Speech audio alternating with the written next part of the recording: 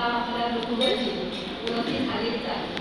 तरीसुद्धा फार अभिमानाची गोष्ट आहे की आपल्या चिपळूणच्या गावातून एका महानगरीत जाऊन एक चॅलेंजिंग काम करणं खरोखर म्हणजे वाखाणण्याजोगी गोष्ट आहे. आता आपण सगळ्यांनी स्टेजवर ऐकलं, आपल्या मान्यवरांनी तिच्याबद्दल आपली माहिती सांगितली, पण खरोखर असं आपण म्हणतो की स्त्री कुठेही कमी पडत नाही. पुरुष प्रधान संस्कृतीत आपण राहतो, पण स्त्री ही म्हणजे आपल्या कर्मक्षेत्रात आघाडीवर आहे हे निर्विवाद सत्य कुणीही नाकारू शकत नाही. पण इथे आपण पुरुषांचाही आदर करतो हे सुद्धा आपण बोलताना नमूद केलं पाहिजे. पण महिला दिन, आज महिला दिन फक्त 8 मार्च, तो इतिहास मी आता बोलणार नाहीये, फ्रेंच राज्यक्रांतीनंतर तो जो इतिहास आहे, पण महिला दिन हा 365 दिवसांचा आहे. तर आज आपण ऋतुजा कदम, आपली सेलिब्रिटी, आपल्या गावची माझ्या मैत्रिणीची मुलगी आणि खूप जवळचं म्हणजे आमचं लहानपणापासून माझी मुलगी आणि ते एका गाण्याच्या क्लासला जात होते तेव्हापासूनचं आमचं एक जवळचं नातं आहे. आणि आज हा योग जुळून आला तो खरं तर आपल्या लिगल कॉलेजच्या संचालिका आणि एक कर्तृत्ववान महिला, म्हणजे आपण जेव्हा जवळ येतो ना तेव्हा त्या महिलांचं कर्तृत्व आपल्या लक्षात येतं. माझी मैत्रीण आहे मीरा बोलतात, तर तिचे अनेक कार्यक्रम इथे होतात आणि मी ते आवर्जून फेसबुकला बघते. इथे शबाना मॅडम पण आहेत. तर म्हणजे अशी माणसांच्या जवळ आपण येणं हे खरंच एक भाग्य असतं, कारण एकमेकांच्या जवळ येऊन जेव्हा आपण संघटितपणे कार्य करतो तेव्हा ते कार्य पुढे जातं. तर मी आजच्या मुलाखतीला सुरुवात करणार आहे. काही असे सामाजिक क्षेत्रातले म्हणा, सांस्कृतिक क्षेत्रातले, राजकीय क्षेत्रातले, कारण ती राजकारण जवळून पाहते. पण आजचं राजकारण आपण पाहतो म्हणजे बातम्या म्हणजे त्याच्याबद्दल काही न बोललेलंच बरं खरं तर. पण त्या राजकारणाचे सुद्धा असे काही छोटे छोटे प्रश्न माझ्या कुवतीप्रमाणे मी काढलेले आहेत. आमचं जे नारी सन्मान प्रतिष्ठान आहे त्यांच्याशी आमची चर्चा झाली आणि असे चारही बाजूने काही एक तिला प्रश्न विचारले. पण प्रत्येकाच्या मनात आपलं कुतूहल असतं. एक मुलगी आपण टीव्हीवर बातम्या येताना बघतो, खूप छान दिसते ती, पण त्याच्यामागे जो काही इतिहास असतो ना किंवा तो इतिहास भूगोल तो फार कठीण असतो. तर मी आता तिच्या मुलाखतीला सुरुवात करते. मला तिला पहिलाच प्रश्न विचारावासा वाटतो की या क्षेत्रात काय आहे असं वाटतं?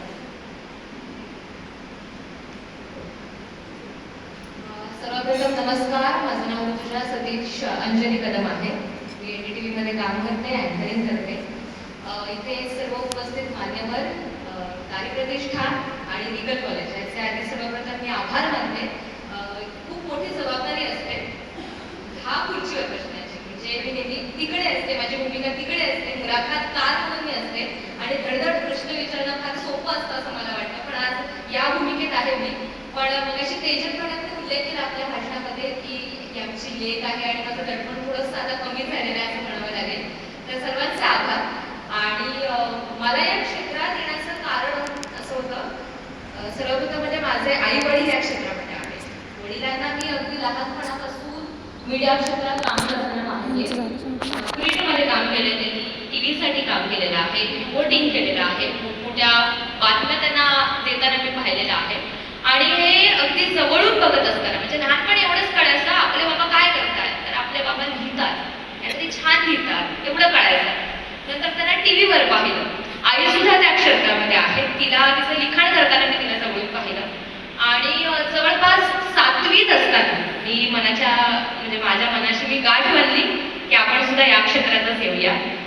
लिखाणाची आवड मला आहे हे मला थोडंसं जाणवलं शाळेत असताना. तेव्हा मी कविता करायचे, कविता लिहायचे. त्या काही कविता मी माझ्या शाळेतल्या शिक्षकांना सुद्धा दाखवलेल्या होत्या. त्यांनी थोडंसं प्रोत्साहन दिलं. ते म्हणाले की लिहितेस, बरं लिहितेस. त्या बरं लिहितेसवर जरा माझा कॉन्फिडन्स बूस्ट झाला, बिल्ड झाला. आणि मग मी ठरवलं. हे मनाशी ठरवल्याच्या नंतर घरी त्याचा ऐलान करून टाकला, डिक्लेअर केलं की मला या क्षेत्रात यायचंय. आई वडिलांनी सुद्धा समोर बसवून अगदी व्यवस्थित सांगितलं की ह्या क्षेत्रात तुला यायचंय, तर हे त्याचे ॲडव्हान्टेज आहेत, डिसएडव्हान्टेज आहेत, तू तुझं ठरव, आमचा पाठिंबा असेल. पण मनाची अगदी पक्क होतं की आपल्याला बोलायला आवडतंय आणि लिहायला सुद्धा आवडतंय. त्यामुळे तीच माझी खरी प्रेरणा होती या क्षेत्रात यायची. वक्तृत्व स्पर्धेमध्ये मी अनेकदा म्हणजे सहभाग घेतला, अगदी लहानपणापासून पहिलीपासून वगैरे असेल मी त्यामध्ये सातत्यानं सहभाग घेत होते. आणि या 2 कारणांमुळे आई वडिलांना या क्षेत्रात जवळून पाहत असल्यामुळे ती ओढ होती या क्षेत्रात येण्याची आणि म्हणून मग मी डिसाईड केले की आपण मीडियामध्ये जाऊया काम करायला.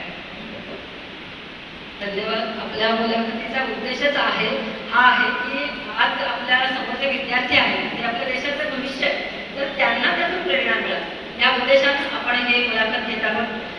तर या क्षेत्रात हे क्षेत्र निवडलं नसतं तर तुला कोणत्या क्षेत्रात काम करायला आवडलं असतं?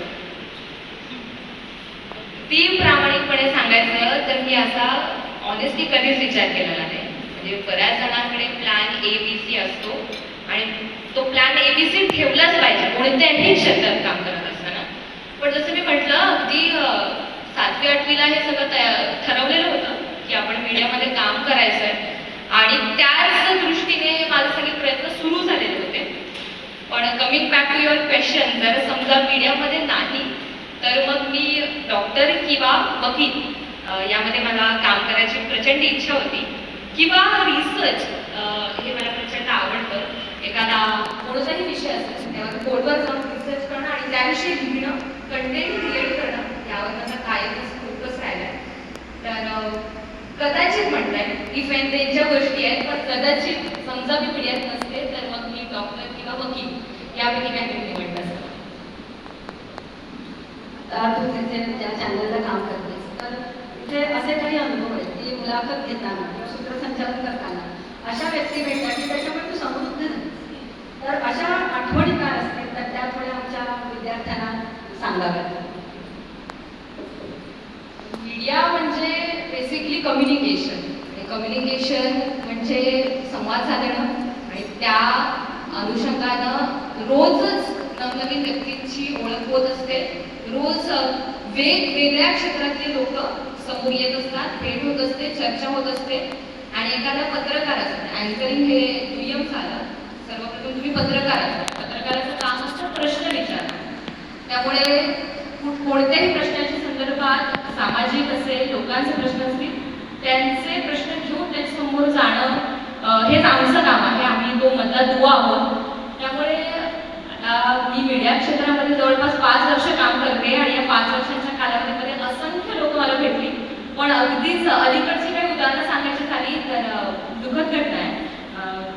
डॉक्टर मनमोहन सिंग यांचं निधन झालं. पण त्या घटनेनंतर आपण बऱ्याच तज्ज्ञांशी बोलत होतो. त्यांचं कार्य एवढं व्हास्ट आहे तर ते कव्हर करण्यासाठी मला अर्थतज्ज्ञ असतील म्हणजे नरेंद्र जाधव सर, त्याच्यानंतर रघुनाथ माशेलकर सर यांची मुलाखत घेण्याची संधी मिळाली. खरं तर अनेक म्हणजे म्हणतात ना वाईटातनं सुद्धा अनेक चांगल्या गोष्टी घडत असतात. माझ्या बाबतीत असं झालं की घटना अत्यंत दुःखद होती. मात्र त्या 2 ज्येष्ठ व्यक्तींशी बोलायची मला संधी मिळाली, मुलाखत घ्यायची संधी मिळाली, त्यांचे विचार ऐकण्याची संधी मिळाली. आणि मनमोहन सिंग यांचं एकंदरीत कार्याचा जो म्हणजे त्यांचं ते देणं आहे त्याविषयी आम्ही चर्चा केली.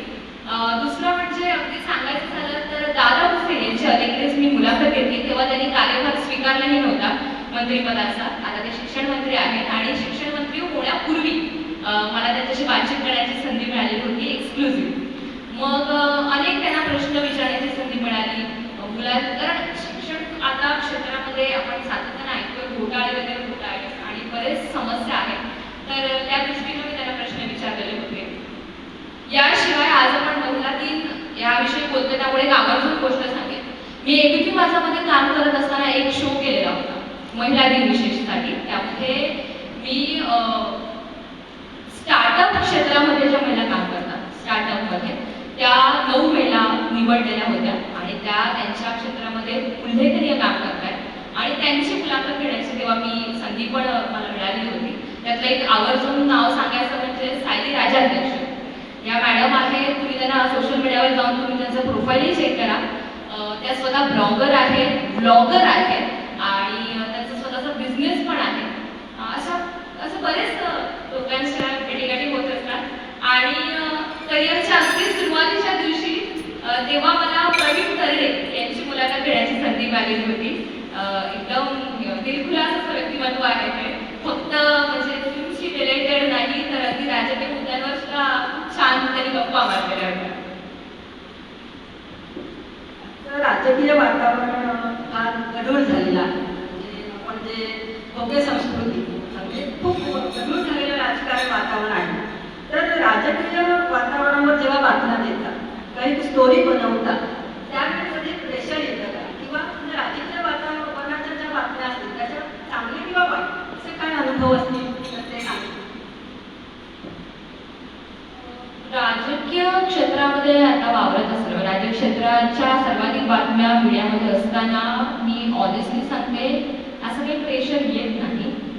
त्याचं कारण असं आहे, मला आज आपण महिला दिनाच्या निमित्तानं बोलतो म्हणून आवर्जून सांगते, मीडिया हे असं क्षेत्र आहे ज्या ठिकाणी तुम्हाला मुलगा मुलगी असा अजिबात फरक केला जातो, अजिबातच. उलट मला सुरुवातीच्या दिवसाला माझ्या सिनियर्सनी, माझ्या वरिष्ठांनी असं सांगितलेलं होतं की तू मुलगी आहेस म्हणून तुला कोणताच ॲडव्हान्टेज मिळणार नाही कधीच, हे मनाशी कायम ह्याची गाठ बांध आणि कामाला सुरुवात कर. म्हणजे आमच्या क्षेत्रामध्ये आम्हाला नाईट शिफ्ट कराव्या लागतात सुरुवातीच्या दिवसांमध्ये. मग तुमच्यासोबत कोणीतरी मुलगी आहे म्हणून एखादा माणूस राहील अशी काही तिथे सोय किंवा अपेक्षा तुम्ही ठेवायची नसते. त्यामुळे त्यासाठी मला मीडिया क्षेत्र प्रचंड आवडतं. कोणताही दुजाभाव केला जात नाही. जेवढ्या संधी मुलांसाठी उपलब्ध आहेत तेवढ्या संधी मुलींसाठी सुद्धा आहेत. आणि त्यामुळे असं प्रेशर वगैरे मला वाटत नाही कधी असतं किंवा आहे. पण एक आवर्जून सांगेन, गेल्या काही काळामध्ये अशा भीषण घटना समोर येतात. त्या अलीकडचं सांगायचं तर संतोष देशमुख यांचं जे हत्या प्रकरण आपण वाचलंच असेल, तर सगळीकडेच त्याच्या बातम्या आहेत. या बातम्या कव्हर करत असताना, त्यांचं वृत्तांकन करत असताना कुठेतरी थोडीशी ती झलक तुम्हाला म्हणजे आम्ही बोलत असताना पाहायला मिळेल. म्हणजे एका पॉईंटला असं होतं की तो राग, द्वेष, अश्रू आपोआप. तर ते त्या टाईपचं एक प्रेशर आहे. कुठेतरी आम्ही त्या भूमिकेत असतो बातम्या देण्याच्या, पण माणूस म्हणून थोडंसं वाईट वाटतं आणि न्याय मिळावा अशी भावना आपोआप निर्माण होते. ह्याच्या व्यतिरिक्त मीडियामध्ये असं काही प्रेशर नसतं. त्या मीडिया चॅनलची, त्या न्यूजपेपरची किंवा त्या डिजिटल पोर्टलची आपली एक भूमिका असते. त्या भूमिकेला घेऊन तुम्हाला थोडंसं काम करावं लागतं, पण अदरवाईज प्रेशर नसतं. भरपूर संधी उपलब्ध असते असं वाटतं. प्रश्न विचारण्याचं एक कारण होतं की म्हणजे असं म्हटलं जातं, एबीपी माझा असेल तर अमुक पक्षाचा किंवा म्हणजे चॅनल्स जे 24 तास असेल तर म्हणजे हा मनाचा प्रश्न होता आणि आपल्याला असे फार संधी मिळत नाही की आपण एवढ्या मोठ्या व्यक्तींच्या मुलाखती घ्यायला जातो. आज ती खूप बुद्धीने मोठी आहे, तिचं कार्यक्षेत्र खूप मोठं आहे, पण आज हा योग आपल्या गावातली मुलगी असल्यामुळे म्हणून हा प्रश्न आपण घेतलेला आहे. आता आपल्या चिपळूणमध्ये महामार्गाचे अनेक वर्ष काम प्रलंबित आहे.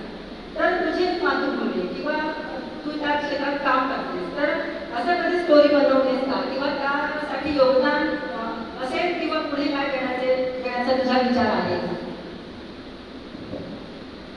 चिपळूण आणि कोकण, पर्यायानं कोकण या विषयावर म्हणजे मी जेव्हापासून मीडियामध्ये काम करते तेव्हापासून माझा कायमच, मला बायस म्हटलं तरी चालेल, पण माझा नेहमी फोकस हा राहिलेला आहे की कोकणाशी रिलेटेड बातम्या या मीडियामध्ये कशा राहतील.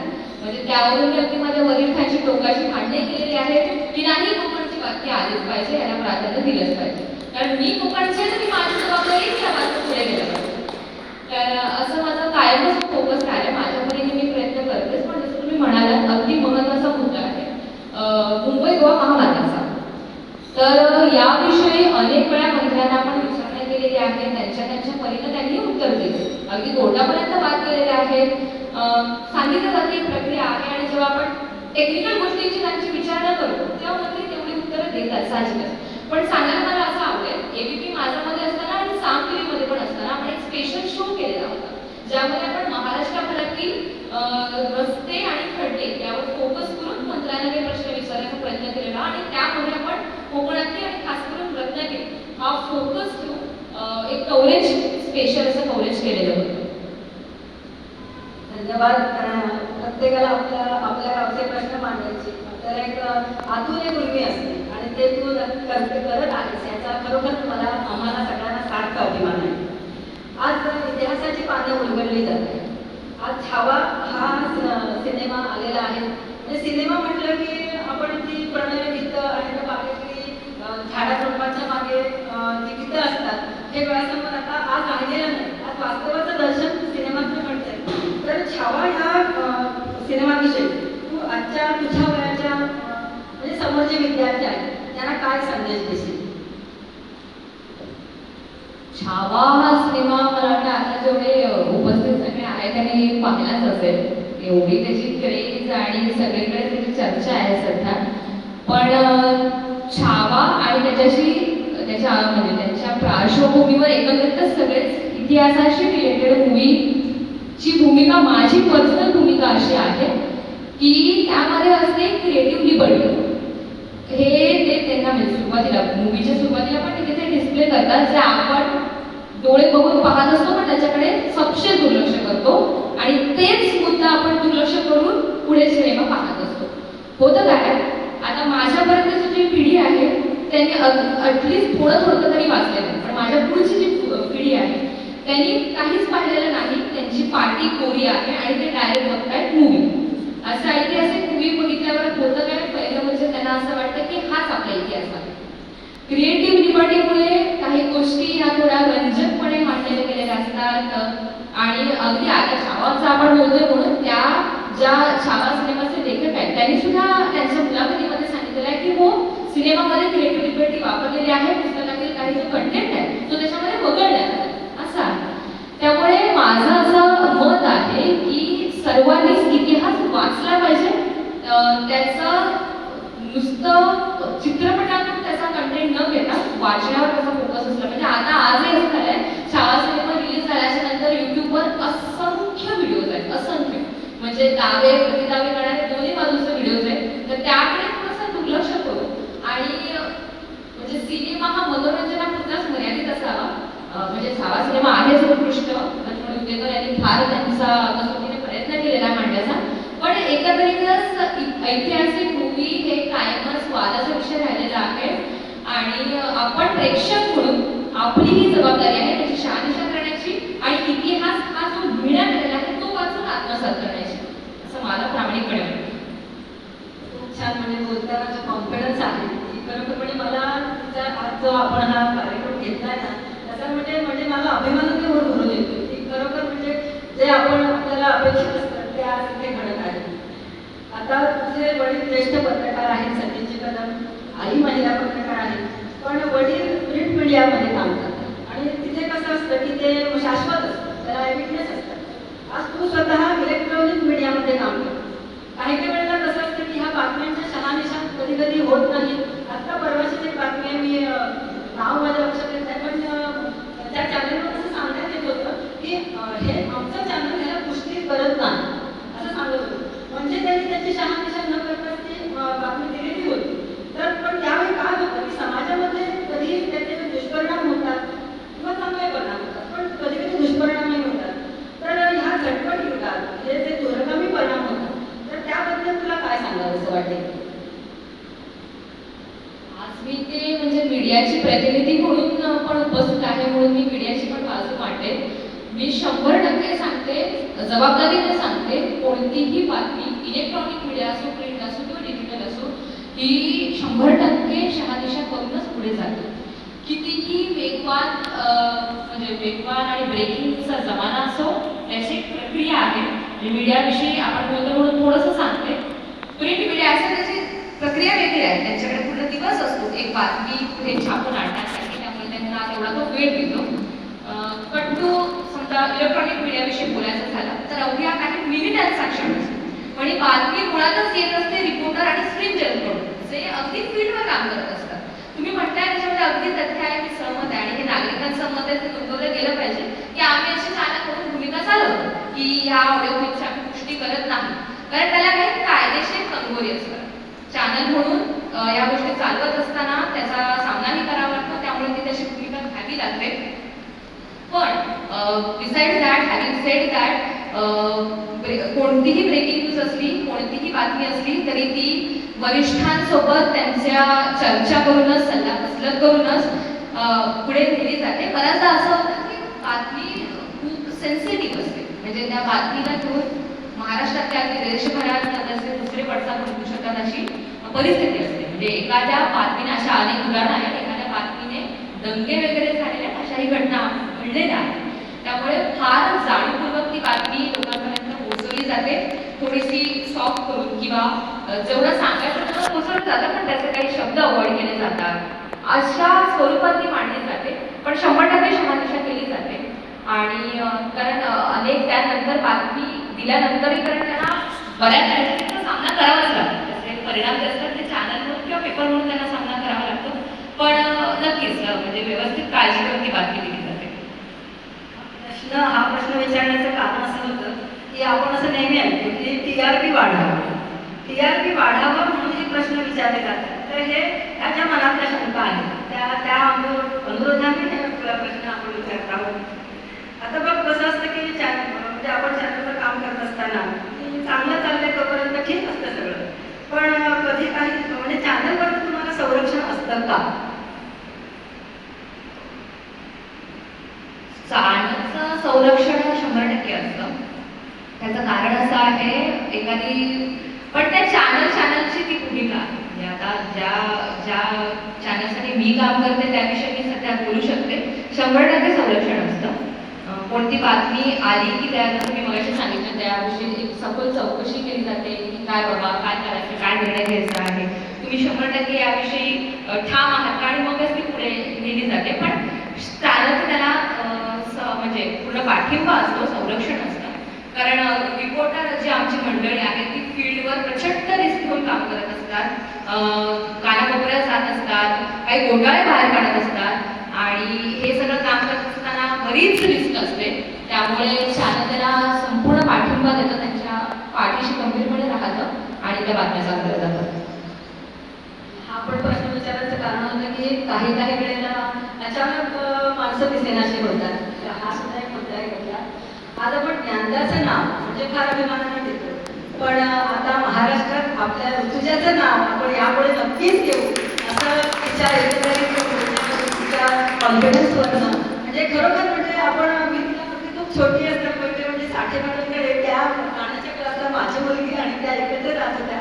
आणि परवा जेव्हा मी हा स्टेटस ठेवला तेव्हा माझी मुलगी रत्नायला असते, ती पण वकील झाली आहे. आणि तर तिने मला ताबडतोब तो फोटो पाठवला, म्हणजे त्याच्या लहानपणीचा तो फोटो आहे. 60 मॅडम आणि आपल्याकडे बाल साहित्य परिषद होती, बाल साहित्य परिषद होती आणि त्याच्यात त्यांनी आली आली साहित्याची गाडी हे त्यांनी गाणं सादर केलं होतं. म्हणजे कसं असतं माहिती आहे की मुलांचे पाय पाळण्यात दिसतात, तिचा तो आवाजाचा गोडवा, त्या गोडव्यात येणारा कणखरपणा म्हणजे मगाशी आपल्या शेट्टी मॅडमनी पण सांगितलं की ती जेव्हा ती बातमी सांगत होती तेव्हा तो द्वेष आतून येईल. आणि ही खरं सांगतो का ही ना एक ईश्वराची देणगी असते. आपण म्हणून हे होत नाही, ते असं आतून येतं किंवा ते एक परमेश्वराची नवी देणगी असते. तर आपण एक थोडासा सामाजिक प्रश्नाकडे वळूया. वणवे लागतात, आपल्या इथे वणवे लागतात. खरं तर काही ठिकाणी हे वणवे लावले जातात. आपल्या ग्रामीण भागात म्हणा किंवा गाव भागात हे जास्त ह्याचा हा मोठा प्रश्न आहे. आणि ह्याला खरं तर छुपे गुन्हेगारी म्हणजे ही छुपे गुन्हेगारीच असते. पण आपण एक पत्रकार म्हणून त्याचा काय विचार करता किंवा आपण यातलं हे जे चॅलेंजिंग काम आपण स्वीकारलेलं आहे तर आपल्या मातृभूमीसाठी आपले अनेक राजकीय आहे, सामाजिक आहे, तर कशा स्क्रिप्ट बनवलेली आहे का किंवा पुढे काही याच्याबद्दल विचार आहे का?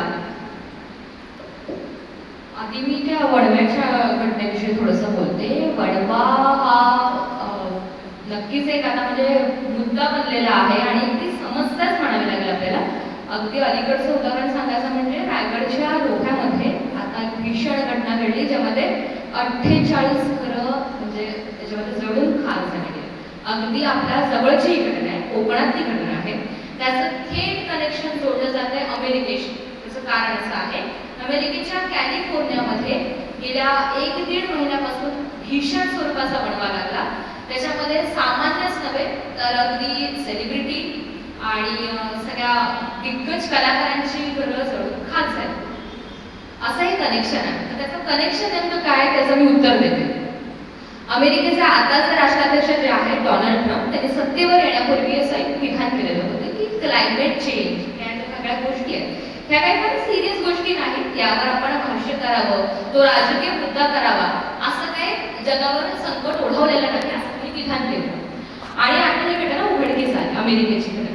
कॅलिफोर्निया थोडक्यात तुम्हाला सांगायचं झालं तर कॅलिफोर्निया हे असं शहर आहे ज्या ठिकाणी प्रत्येकाचं राहण्याचं स्वप्न असतं आणि प्रचंड म्हणजे कोट्यवधींमध्ये तिथले बंगले जमिनी आहेत आणि जगातली फेमस सगळी मंडळी तिथे राहतात. बरं इंटरेस्टिंग फॅक्ट अशी आहे, भारतीयांमधले पण बरेच सेलिब्रिटी मंडळी त्यांची तिथे घरं आहेत. अशा ठिकाणी आगीची घटना घडली, तो वणवा लागला, तो परिसर पूर्णपणे आता रिकामा झालेला आहे. कोट्यवधीमध्ये तिथले ते पॉलिसीचे पैसे सुद्धा आता रखडलेले आहेत. ही घटना घडल्याच्या नंतर तीव्र पडसाद उमटले. डोनाल्ड ट्रम्प त्यांनी त्यांचे विधान जरी मागे घेतलं नसलं तरी या घटनेमुळे थोडा त्यांना धक्का बसलेला. ह्याचं ते थेट कनेक्शन आता रायगडशी जोडलं जात आहे, कारण रायगडमध्ये सुद्धा अशा स्वरूपाचा तो वणवा लागला. त्याची व्याप्ती थोडी कमी असली तरी नुकसान प्रचंड झालेलं आहे. लोकांना आता त्याचा सामना करावा लागतो. सुदैवाला कोणती जीवितहानी झालेली नाही, मात्र ते घरं तिथे जळून खाक झालेली आहे. तर या मुद्द्यांकडे आता आपल्याला दुर्लक्ष करता येणार नाही. वणवा आणि जो क्लायमेट चेंजचा मुद्दा आहे त्याचं थेट कनेक्शन आहे. क्लायमेट चेंज सारख्या मुद्द्यांवर आता आपल्या सर्वसामान्यांना सुद्धा थोडं आपल्या ज्ञानात भर पाडावी लागेल. आपल्या सगळ्यांना पुढे येऊन त्याच्यासाठी काम करावंच लागेल. आणि ज्या तुम्ही जसं म्हणालात अनेक कारणांसाठी हे वणवे लावले जातात, बरेच कारण म्हणजे पूर्वीच्या ज्या परंपरा होत्या की यंदा समजा त्या परिसरामध्ये जंगलामध्ये वणवा लावला की पुढच्या वर्षी चांगलं तिथे पीक येतं असं म्हटलं जातं. अशी अनेक कारण. मला असं वाटतं या पिढीला आता त्या परंपरांमध्ये थोडासा बदल केला पाहिजे आपण. आता तशी भौगोलिक स्थिती पहिल्यासारखी राहिलेली नाही. मग त्या अनुषंगाने सरकारने थोडासा पुढाकार घेऊन या सगळ्या तिथल्या शेतकऱ्यांशी सल्लामसलत करून चर्चा करून ह्या परंपरा थांबवून दुसरं काही करता येईल का, आता एवढं टेक्नॉलॉजी वाढलेलं आहे ते थोडं लक्षात घेऊन काही करता येईल का असं पाहायला पाहिजे. आणि अर्थातच या वणव्याच्या घटना रोखल्या पाहिजे. कायदे थोडे त्याच्या बाबतीत कडक झाले पाहिजे आणि वन खात्याने थोडंसं लक्ष घालून कठोर पावलं उचलली पाहिजे. म्हणजे आपल्याला वणवा लागतो हे किती साधं आणि सोपं वाटतं, म्हणजे ह्याचा आपण कधीच विचार करत नाही. पण ह्याच्या पाठीमागे किती राजकारण म्हणा, प्रत्येक गोष्टीत राजकारण हा मुद्दा नाहीये खरं तर, पण आहे हे सुद्धा आहे. पण कसं असतं की म्हणजे आपण जेव्हा एखादा मुद्दा उभा करतो तर समोरच्या माणसाने त्याच्याबद्दल काय विचार करायचा. आज इथे कितीतरी मुलांना ह्या प्रश्नाचं उत्तर मिळालं असेल की वणवा ही साधी सोपी गोष्ट नाहीये, तर त्यासाठी आपण आवाज उठवला पाहिजे. आपल्याकडे आता पत्रकार समोर आहेत का, आपले जे काही प्रश्न असतील तर आपण त्यांच्यासमोर ते मांडू शकतो. आता पत्रकार म्हणून महाराष्ट्राच्या राजकारणाचा तुझा अभ्यास दिसूनच येतोय. म्हणजे मी सुरुवातीलाच म्हटलं की तिची जिद्द, चिकाटी आणि कोणत्याही गोष्टीतलं सातत्य हे फार महत्त्वाचं आहे. म्हणजे मी अनेक वर्ष माझ्या वडिलांकडून ऐकलंय, सामाजिक क्षेत्रात काम करत असताना जावडेकर मॅडमबरोबर मी जवळजवळ 15 वर्षांनी आजही आहे. तर सातत्य हा जो शब्द आहे ना तो फार महत्त्वाचा आहे. आज तिला अपडेट घेताना किंवा तिचा प्रत्येक गोष्टीचा अभ्यास तिचा आपल्याला दिसतो. तर ह्या गोष्टी आपण घेण्यासारख्या आहेत. तर महाराष्ट्राच्या राजकारणाचा आता तू जवळून अभ्यास करतेस किंवा म्हणजे तेच तुझं फील्ड आहे. तर महाराष्ट्रात अनेक वर्ष महिला मुख्यमंत्री आपण पाहिलेली नाहीये. तर तुला असं कोणतं नाव तुझ्या डोळ्यासमोर येतंय किंवा म्हणजे काय विचार करशील तू की एक महिला मुख्यमंत्री आपल्याला आपलं म्हणजे कुठची बाजू मांडली नाही की महिला म्हणून काय नाव सुचवू शकशील किंवा त्याबद्दल तुझं मत काय आहे? प्रचंड माझ्या जिव्हाळ्याचा आणि इंटरेस्टिंग मुद्दा आहे. त्याचं कारण असं आहे, कोणत्याही क्षेत्रात समोर सुद्धा सर्वाधिक मुली बसल्यात आणि हे पाहून मला प्रचंड आनंद होतो. जिथे मला मुली महिला ज्याही क्षेत्रात दिसतात त्याला मला प्रचंड म्हणजे आनंद वाटतोच मला. पण मला खरं तर हा प्रश्न सगळ्यांनाच विचारायचा, म्हणजे आता समोर सामान्य व्यक्ती बसल्यात म्हणून आणि म्हणजे राजकीय पक्षांना सुद्धा हा प्रश्न विचारायचा आहे. तुमच्या अजेंड्यावर महिलांचे प्रश्न असतात, त्या भरोशावर तुम्ही आश्वासनं देता. अगदी प्रत्येकाच्या तोंडात असलेलं वाक्य म्हणजे लाडकी योजना. तर असं असताना कोणताच राजकीय पक्ष थेटपणे अशी भूमिका घेत नाही, हो आम्ही राज्याला महिला मुख्यमंत्री देणार. माझा तर उलट हाच प्रश्न आहे, तुम्ही का नाही सांगत आम्ही महिला मुख्यमंत्री उभा करतो. त्यामुळे पलीकडे तुमची सुद्धा जबाबदारी आहे प्रेक्षक म्हणून किंवा या समाजातले एक महत्त्वाचे घटक म्हणून, मतदार म्हणून, की आमचे महिलांचे प्रश्न मांडण्यासाठी आमचं प्रतिनिधित्व महिलांनीच करावं. म्हणजे आम्हाला महिला मुख्यमंत्री हवे अशी मागणी किती जण करताना पाहायला मिळतात. एक इंटरेस्टिंग आजच माझ्या भाषणामध्ये आर्टिकल लावलं म्हणून ती आकडेवारी फक्त सांगते. गेल्या वर्षी म्हणजे आताचं सरकार स्थापन होण्यापूर्वी महिला किती आमदार होत्या गेल्या वर्षी सभागृहामध्ये? 24. त्याच्या आधी 2014ला किती होत्या? त्याच्यापेक्षा कमी 20. आणि 2009ला होत्या 11 महिला आमदार. आपण आता ह्या सगळ्याचा विचार केला पाहिजे. म्हणजे सर्वसाधारण ह्याचं टक्केवारी आहे 8 ते 9% फक्त महिला आमदार आहेत राज्यामध्ये. असं असताना आता आपण हा विचार केला पाहिजे, जर मुख्यमंत्री बनवून द्यायची असेल महिला, तर किती महिलांना निवडून द्यायला हवं आणि लवकरच ते चित्र आपल्याला घडवून आणायचं असेल तर सगळ्या महिलांनीच ते प्रयत्न करायला हवे.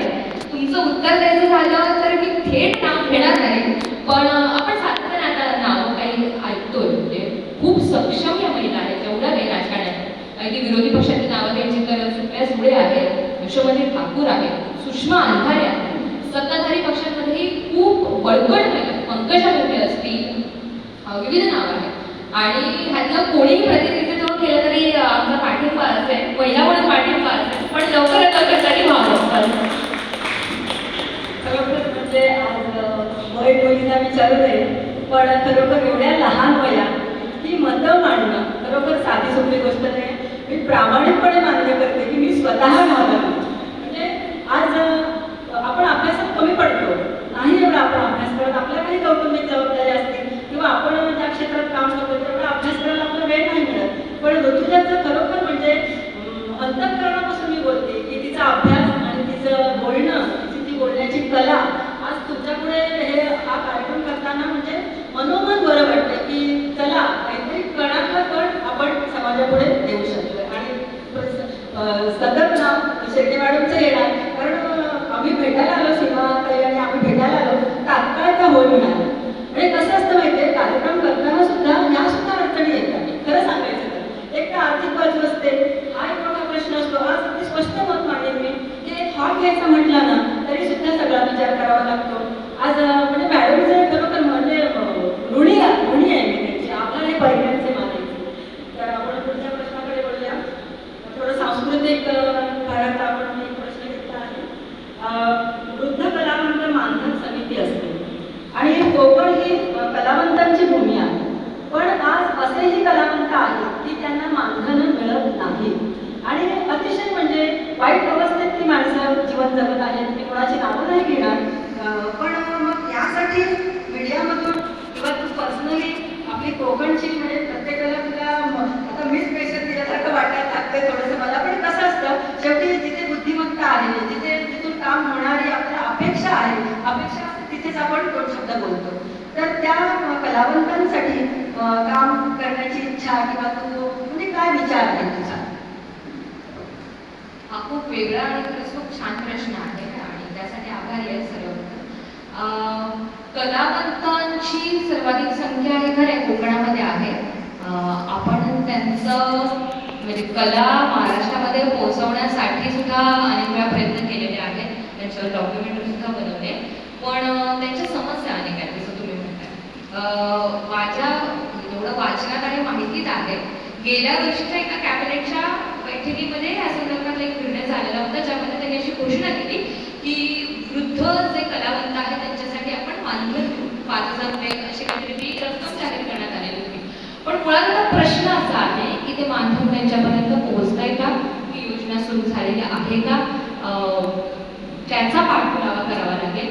आणि आजच्या या कार्यक्रमाच्या निमित्तानं हा मुद्दा जर हायलाइट झाला तर मला असं वाटतंय माझ्या परीने जेवढं काही प्रयत्न होतील त्यासाठी मी नक्कीच करेन. कलावंत हे आपल्याला म्हणजे एवढं सुख देतात, आपली कला जोपासता येते इतके वर्ष आणि त्याचा वारसा पुढे देतात आणि हे अत्यंत कठीण काम आहे. अशा काळामध्ये आपण नागरिक म्हणून आणि समाजातले एक दुसरे घटक म्हणून त्यांना पाठबळ दिलं पाहिजे. तर या संदर्भात कव्हरेज करता येईल का याचा मी स्वतः पाठपुरावा करेन असा म्हणजे शब्द देते. धन्यवाद.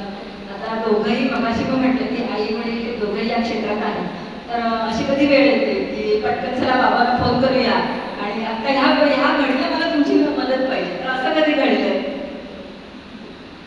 असं बऱ्याचदा घडलंय. तुम्ही आता बोलताना उल्लेख केला की तुम्हाला थोडंसं दडपण आलेलं होतं. असं दडपण मला बऱ्याचदा येतं, मी अगदी ऑनेस्टली सांगते. म्हणजे माझा आत्मविश्वास एकीकडे आणि ज्या मोठ्या बातम्या येतात तेव्हा दडपण येणं एकीकडे.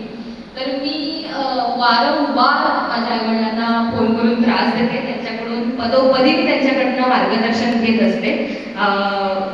ह्या बाबतीत मी लकी आहे असंच म्हणावं लागेल किंवा ते रादर मान्य करावं लागेल. त्यांचा अभ्यास दोघांचा खूप आहे. मला त्या बाबतीत थोडंसं काय म्हणतात एक ब्राउनी पॉईंट मिळालेला आहे की त्या दोघांचा अभ्यासाचा मला प्रचंड फायदा होतो. बरेच मुद्दे असतात कधी कधी अचानक एखादी बातमी येते, क्लिष्ट बातमी येते, काहीतरी त्याच्यामध्ये टेक्निकल मुद्दे असतात, कोर्टाच्या रिलेटेड बातम्या असतात, मराठा आरक्षण असेल, असे अनेक विषय, ओबीसी आरक्षणाचा मुद्दा असेल, किंवा खास करून आता आई माझी ते आहे समोर नसले म्हणून स्त्रियांशी रिलेटेड काही मुद्दे असतील तेव्हा मी आवर्जून त्यांना फोन करते, त्यांच्याकडनं मार्गदर्शन घेते आणि तितक्याच संयमपणे ते मला दरवेळी तेवढं मार्गदर्शन करतात आणि त्याच्यावर मी काम करायचा प्रयत्न करते. आता आपण टीव्ही पाहतो, अगदी आपण हे असं सहज म्हणतो, त्यांना छान दिसते, आपली ऋतुजा छान दिसते, छान बोलते, पण असं म्हणजे आपण तेवढ्या बोलतो आणि आपण झालं आपलं ते विसरून जातो. पण या क्षेत्रात काम करत असताना अनेक आव्हानं येत असतील, तर अशा आव्हानांना कसं काय तोंड देतेस किंवा येणारी जी आव्हानं असतात त्याला कसं सामोरं जातं? निश्चित आव्हानं खूप आहेत. जो वाक्याने तुम्ही सुरुवात केली की आम्ही छान दिसतो, हा पर्यायानं तुम्हाला छान राहावं लागतं असा तो मुद्दा आहे. म्हणजे तुम्हाला एखादी बातमी प्रेझेंट करायची तर त्या प्रेझेंटेशनसाठी ती व्यक्ती किमान चांगली दिसली पाहिजे असं ते आपलं स्वरूप असतं. पण यामागे सोशल मीडियावर ऍक्टिव्ह असताना मला बऱ्याचदा हे सांगितलं जातं, तुझी मजा आहे, तुला हेअर ड्रेसर आहे, तुला स्टायलिस्ट आहे, तुला छान एक मेकअप आर्टिस्ट आहे. तर हे मान्य करावं लागेल, ही मजा असतेच, पण त्यासोबत येते भरपूर जबाबदारी, खूप जबाबदारी असते आणि तुम्हाला सतत तुमचं तल्लख बुद्धीने जागं राहावं लागतं. तुम्ही वेकेशनवर आहात, तुम्ही कुठेतरी बाहेर फिरायला गेलात किंवा सुट्टीच्या दिवशी, अगदी विकॉपच्या दिवशी सुद्धा तुम्ही घरी आहात तरी सुद्धा तुम्हाला सतत त्या बातम्यांमध्ये राहावं लागतं. ब्रेकिंग न्यूज जेव्हा येते, अगदी छोटंसं उदाहरण म्हणून सांगते की आता बऱ्यापैकी लोकांना माहीत झालं आम्ही बातम्या देतो टेलिप्रॉम्प्टर, म्हणजे आमच्यासमोर एक टेलिप्रॉम्प्टर नावाची एक मशीन असते, त्यावर त्या बातम्या असतात. पण अगदी ऑनेस्टली सांगायचं तर त्या बातम्यांमध्ये असते एखादी ओळ, काही असते, समजा इथे इथे अपघात झाला एवढंच लिहिलेलं असतं. पण मग तुम्हाला तुमच्या बुद्धीने आणि तुमच्या जनरल नॉलेजने, मग ते कसलंही जनरल नॉलेज असतं, मग तुम्हाला जिल्हे माहिती असले पाहिजेत, तालुके माहिती असले पाहिजेत, मंत्र्यांची नावं माहिती असली पाहिजेत, मंत्र्यांचे त्यांचे परिवार माहिती असले पाहिजेत, हे सगळं माहिती असून तुम्हाला ती बातमी द्यायची असते पुढे. आणि हे झालं प्रेझेंटेशनच्या बाबतीतलं. दुसरं महत्त्वाचं म्हणजे जेव्हा सर्वजण म्हणतात कौतुक करता तुम्ही छान दिसता, तर त्याच्या मागे दोन कारणं आहेत, एकतर फिजिकल आणि मेंटल. म्हणजे फिजिकल तुम्हाला सांभाळायचंच आहे, हेल्थ सांभाळायची आहे, सारखं आजारी पडून चालणार नाही त्याचं कारण कंपनीमध्ये देता येणार नाही आणि त्यामुळे फिट राहणं महत्त्वाचं आहे. म्हणजे फिट राहण्यासाठी तुम्हाला चांगलं खायचं आहे, तुमच्या परीने तुम्हाला व्यायाम करायचा आहे, ते आवर्जून करावं लागतं. आणि त्यासोबतच बरेच आजकालची तरुण मंडळी, माझे मित्रमैत्रिणी पण आहेत जे म्हणजे दुर्लक्ष करतात ज्याच्याकडे, तो मुद्दा आहे मानसिक आरोग्याचा.